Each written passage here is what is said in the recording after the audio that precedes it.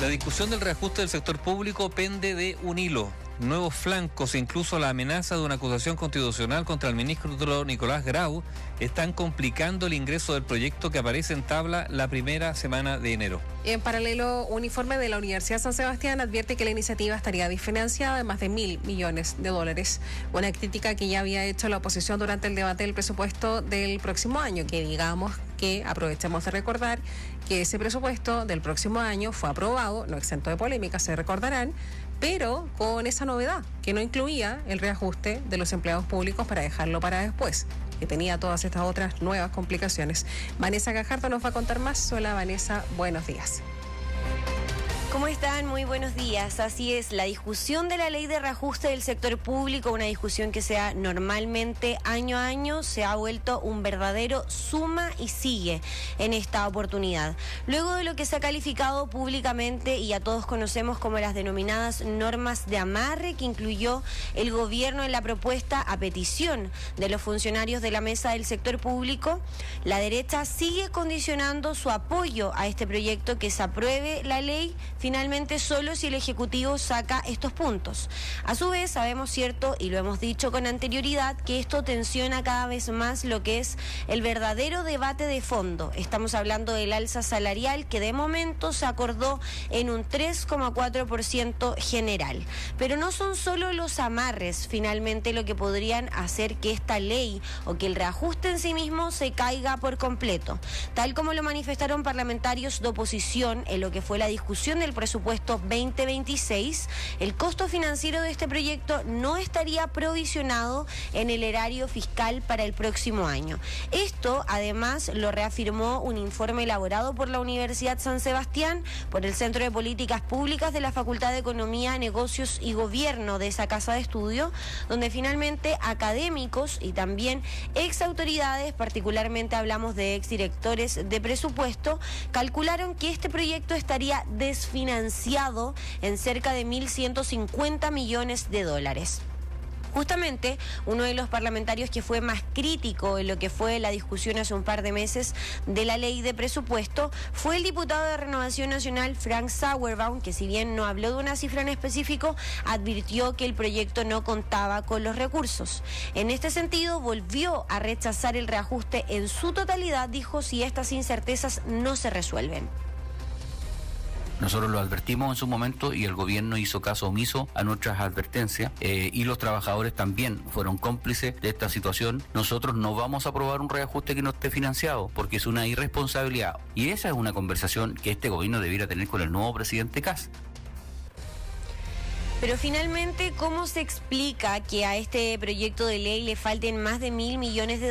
Bueno, se explicaría porque a diferencia de años anteriores, la ley de presupuesto que se acaba de discutir no consideró la variación del IPC en los salarios y solo incluyó particularmente este financiamiento en la partida del Tesoro Público por $950 millones que el título, digamos, de ese punto dice solventar mayor gasto que signifique el acuerdo con la mesa del sector público.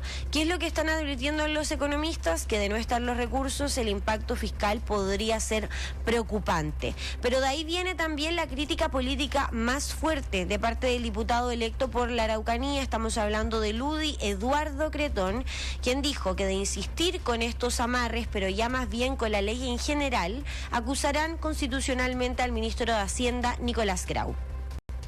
Si el ministro Nicolás Grau no retira la ley de amarre que busca pernar a los amigos de este gobierno, como Unión Demócrata Independiente vamos a presentar una acusación constitucional.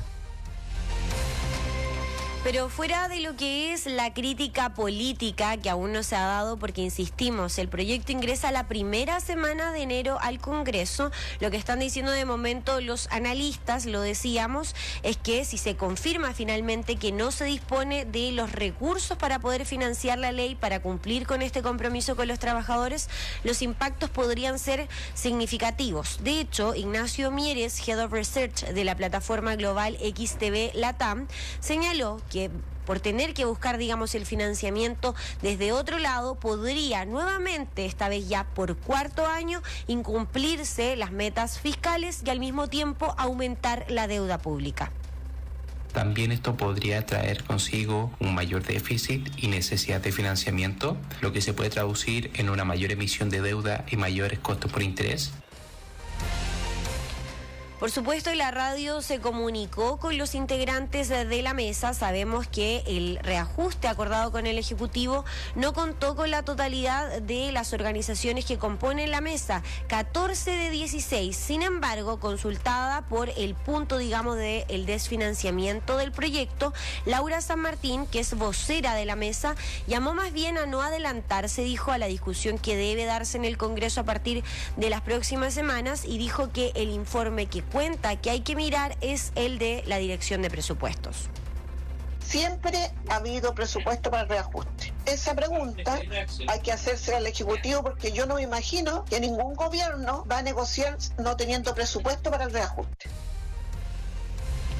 Pero a ver, tampoco es que este proyecto cuente con el respaldo absoluto del oficialismo, porque de hecho también lo hemos adelantado. Hay sectores que están muy disconformes con cómo se ha dado la tramitación de esta ley, que insistimos, si bien suele ser polémica año a año, su tramitación es más bien expedita. Nunca se había visto una discusión legislativa que, insistimos, aún no comienza con tales obstáculos hacia adelante. El senador socialista Gastón Saavedra dijo que también coincidió con la voz de la mesa, hay que esperar, digamos, el informe financiero de la DIPRES, pero confirmó, de no haber recursos, la ley no se aprueba. Primero, la universidad no es ningún organismo oficial del Estado chileno. Entonces hay que tener a la vista el informe que emana de la Dirección de Presupuesto, que es el que vale. Ninguna ley de reajuste se podrá aprobar si es que no está financiada. Bueno, y finalmente la ley de presupuesto 2026 considera, digamos, lo que podría ser la falta de recursos. En ningún minuto se menciona, y no creo que esté dimensionado, ¿cierto?, el desfinanciamiento de más de $1.000 millones, que es una cifra no menor considerando la estrechez fiscal y que muchos dicen que el próximo año se vienen tiempos de austeridad, de vacas flacas. Bueno, el erario dice que cualquier eventual diferencia se debe financiar con holguras de personal, no holguras fiscales, holguras de personal asociadas a la demora de la instalación de la nueva administración. De cierta forma, entonces, lo que hacen ahí es poner un respiro a propósito de que muchos funcionarios de la administración Gabriel Boric debiesen salir, y sabemos que cuando llega un nuevo gobierno, cuando trae a su gente, esto no ocurre, digamos, de forma inmediata. Incluso la totalidad del personal aparece ya en el segundo gobierno, y es de ahí, digamos, donde el Ejecutivo llama de cierto modo a la calma. Dice, bueno, si faltan recursos no va a ser el impacto tan significativo de inmediato, porque no va a llegar José Antonio Kast con todo su personal. ¿Qué es lo que se puede decir, digamos, de los amarres, de la falta de presupuesto, etcétera? Que con todo lo que está pasando de momento, la ley de reajuste se estaría cayendo. A ver, pero se estaría cayendo, ¿por qué? Por la miscelánea de mantener, como se dice, ley de amarre, ¿no es cierto? O también porque las cifras no están cuadrando, Vanessa. Son ambas, digamos, tanto la crítica del oficialismo como de la oposición. Primero está esta condición, ¿cierto?, de sacar todas las normas de amarre para poder aprobar el proyecto, y ahora el propio oficialismo está diciendo, bueno, además, si no están los recursos, nosotros no vamos a seguir comprometiendo más las finanzas públicas, por ende la ley no se va a aprobar.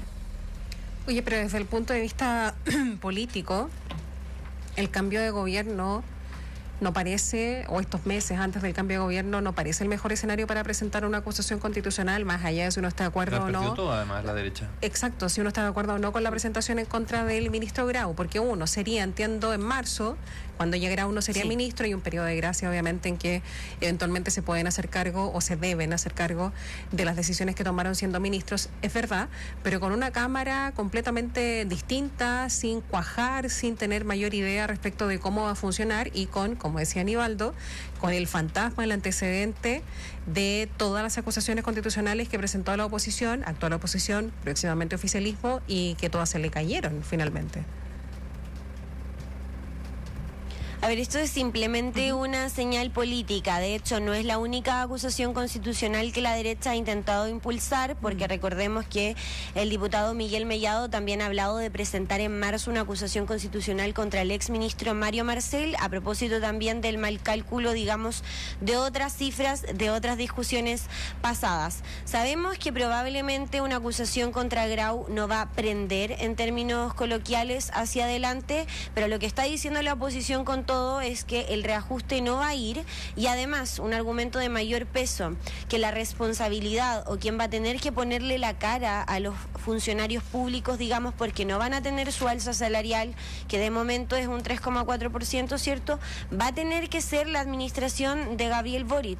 De hecho, Frank Sauerbaum dice, es algo que vamos a tener que conversar, digamos, con el gobierno entrante, cómo se va a dar la tónica hacia adelante, pero los responsables que tienen que asumir, digamos, el descontento que va a traer hacia adelante, digamos, que esta alza no se va a dar, tiene que ser este gobierno, y eso también es una señal importante, considerando que en la interna, digamos, los funcionarios no están contentos con cómo se dieron las cosas con esta administración.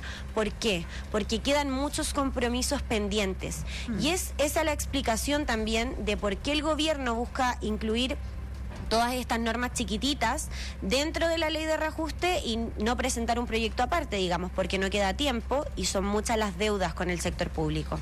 Claro, el tema es que lo que cuesta comprender es la falla de la muñeca política o de visión política en relación a discutir el presupuesto, que reitero, como decía recién, fue muy complicado, súper difícil, con amenazas de todo tipo. Y la miscelánea lo hace más difícil de aprobar. Y dejarlo aparte, la discusión sobre el reajuste de los empleados públicos con esas misceláneas, porque al final el gran nudo es, por un lado, el tema que tiene que ver con las misceláneas, que hay que hacerlo, sin duda, se requiere modificaciones del sistema de los empleados públicos, la revisión de la planta, lo que se ha dicho. Yo creo que en los últimos 20 años, por lo menos todos los gobiernos han dicho que lo van a hacer y no funciona finalmente.